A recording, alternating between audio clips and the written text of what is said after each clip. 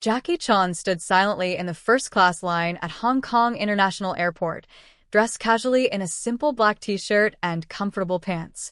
Behind him, a businessman glanced at him with judgment in his eyes, completely unaware that the next few hours would change his life forever. Before we dive into this incredible story, let us know in the comments where you're watching from. And if you enjoy stories about kindness and respect, hit that subscribe button and turn on notifications. We've got another amazing story coming tomorrow that you won't want to miss. That morning, the airport was alive with movement. People rushed to their gates, dragging their luggage through the busy terminals. Announcements echoed throughout the building, blending with the sound of countless conversations in different languages. But right in the middle of all this chaos, Jackie Chan stood patiently in the first-class line, completely at ease. Jackie wasn't dressed in anything flashy, just simple, comfortable clothes, perfect for a long flight. His backpack, worn and well-used, looked like it had accompanied him on many adventures. Nothing about him screamed movie star. To anyone watching, he was just another passenger waiting quietly for his turn. Behind him stood Michael Jang, a successful business executive who believed appearance was everything. Michael's tailored suit probably cost more than most people's monthly salary. His luxury watch sparkled under the bright airport lights, and his leather briefcase looked pristine, untouched by a single scratch. Michael couldn't help but stare at Jackie's simple outfit. In his mind, first class was meant for people who looked the part. He had worked hard to get where he was, and he didn't appreciate seeing someone so ordinary in what he considered an exclusive space. First class? Michael scoffed, not even bothering to hide his disapproval.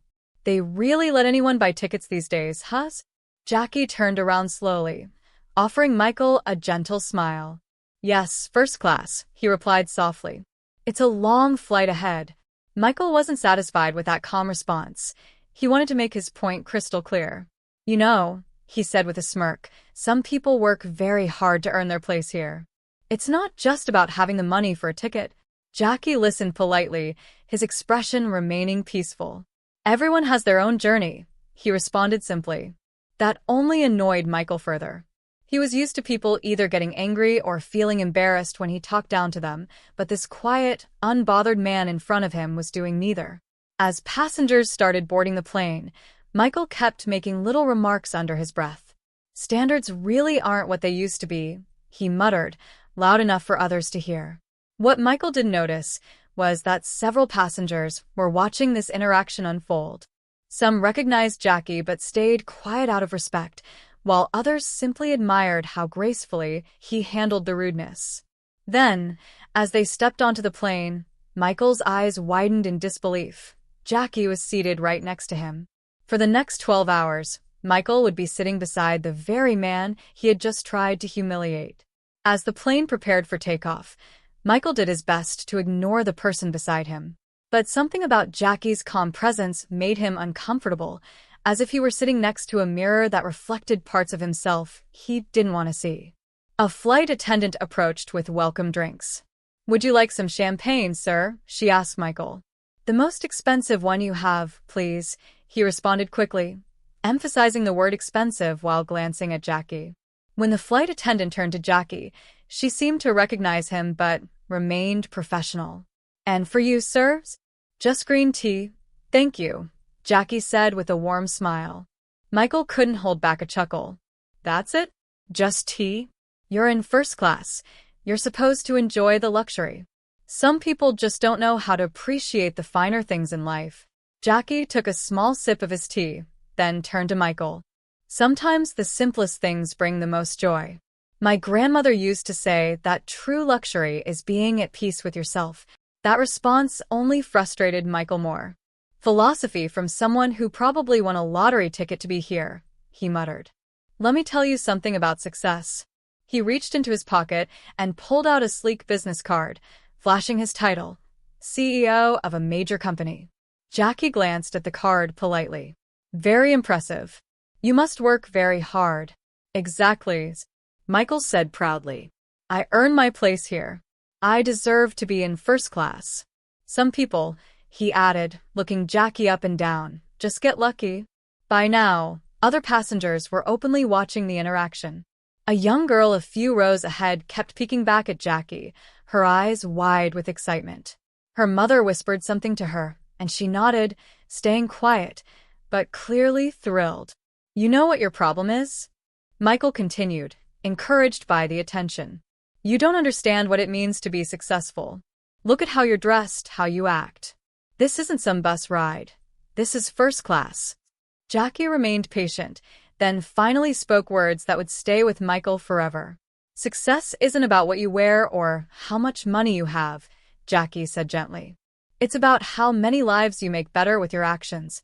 A couple sitting across the aisle nodded in agreement. Michael noticed and suddenly felt his face grow hot. He wasn't used to being the one who looked bad in these situations. "That's easy to say when you have nothing to show for yourself," Michael shot back. "What have you done with your life? What's your great contribution to the world?" Jackie smiled. "I try my best to make people happy, sometimes through movies, sometimes through martial arts, and sometimes just by being kind to someone who needs it." "Movies? Martial arts?" Michael laughed. "What are you talking about? You're just making stuff up now." Just then, the flight attendant returned with some blankets. Handing one to Jackie with particular care, she said, "Mr. Chan, the captain wanted me to personally thank you for that amazing speech you gave at his daughter's school last month about bullying. It really changed her life." The first-class cabin fell silent. Michael's face turned pale. His breath caught as realization hit him like a punch to the gut. He looked at Jackie again, this time really seeing him. "Chan," he whispered. "Jackie Chan." Jackie nodded. "Yes, that's me. But please, don't let that change anything. We were having such an interesting conversation about success."